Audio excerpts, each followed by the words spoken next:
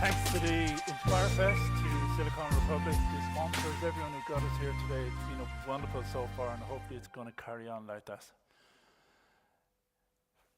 Introduction, first slide. Anne already said I've worked for 35 years in the area of technology. People sometimes think that's a bit strange. But then again, Mexico beat Germany in the World Cup. Iceland drew with Argentina. These things happen. You don't have to understand them. They just are. Okay. Inclusion and diversity cover many areas, and we've heard about a lot of them already, and we'll hear more about them over the next day and a half. Today I'm going to talk about inclusion and diversity as they relate for accessibility to technology for people with disability. Firstly, I'll talk about the landscape. I'll talk about technology as a potential for good, and technology as a potential for ill. So next slide. Landscape, what do I mean? How many people with disabilities? And this might just surprise you. About 8 or 9 years ago, the World Health Organization reckoned that there were over 1 billion people with disabilities. Fifth Quadrant Analytics now say that's 1.3 billion people with disabilities in the world, about the same as the population of China. Let's bring that back to Ireland a bit. In Ireland, there's about 600,000 people with disabilities, or 13% of the population.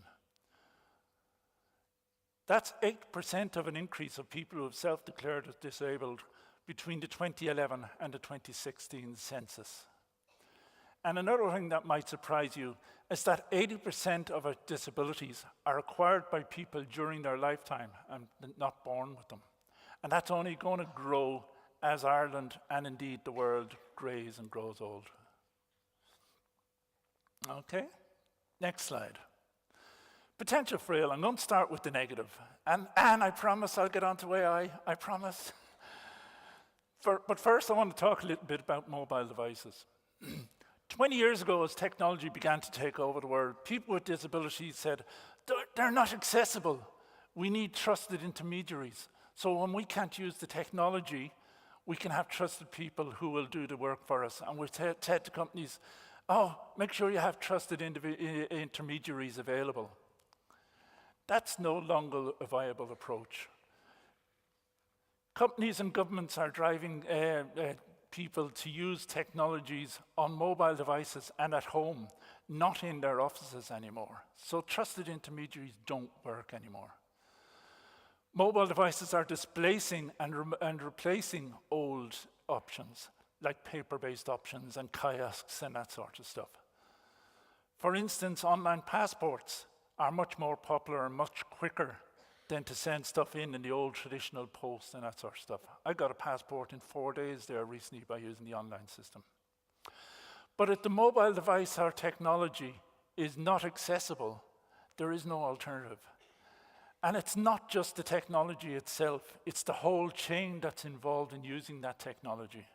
It's the graphical user interface. It's interoperability with assistive devices, like I use a Braille device. The underlying website, the payment services that's used for paying for the service. If any one of that chain doesn't work, then the whole chain doesn't work. Okay? So let's move on to the subject here of artificial intelligence. Closely related to AI, of course, is virtual reality, augmented reality, the Internet of Things, big data analysis, and a lot of what I'd say relates just as much as those to AI itself, because they're all converging. It's becoming increasingly implemented in daily devices like your mobile phone, and as the Internet of Things spreads, even to things like your fridges and your heating and various things like that. It's only increasing as robots become more human-like almost and use artificial more and more. And I saw only this week that the IBM debater AI beat humans in a debate. Mind you, most of the audience were IBM staff, but that's neither here nor there. Who develops AI? AI is usually developed by young, highly educated, highly motivated people. However, they don't understand disability, and they've probably never met a person with a disability. So if we get onto the basic concepts that underlie artificial intelligence. Fairness and bias. How does that work in terms of the inclusion of people with disabilities? Society has existing biases against people with disabilities, and look around you at the numbers of steps, look around you at the many things that you can only use graphically which are inaccessible to blind people.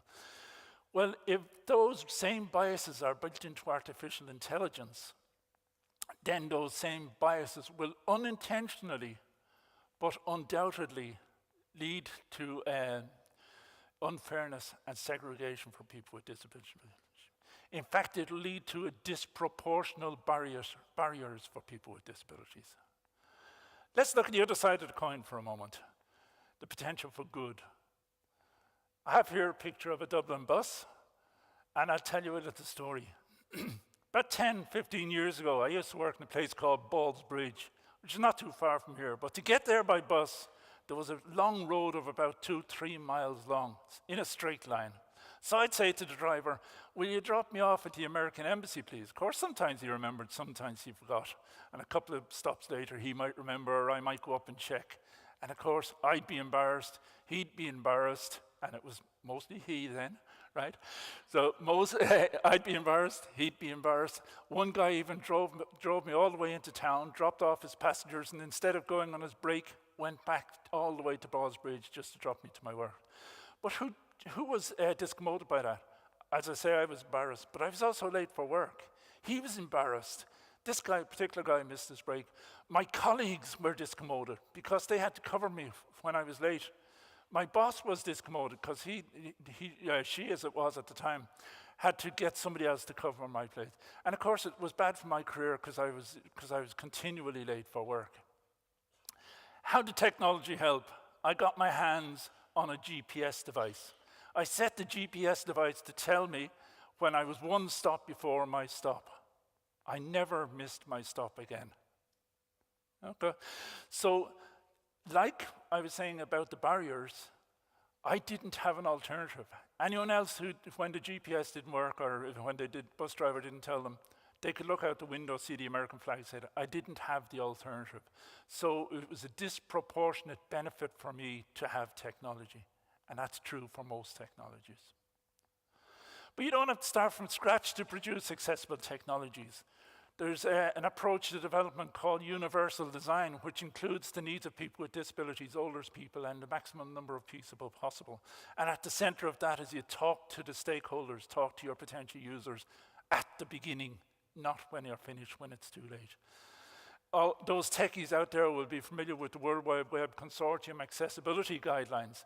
They've just produced version 2.1, which covers more about mobile devices than ever before. There are loads of international standards. You just got to learn about them, and it's not that difficult. To conclude, and just a quick 10 minutes, technicians cut code, they build GUIs, they develop APIs, they do all this technological stuff. But what are they really doing? When push comes to shove, technologists are changing the lives of people. And what I've shown already in my short talk is that they can change them for evil or for ill or for good, and it takes very little to move from one to the other.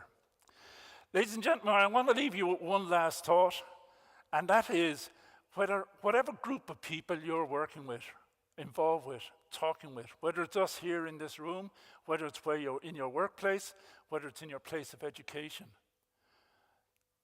Unity is our strength, but believe me, diversity is our wealth. Thank you.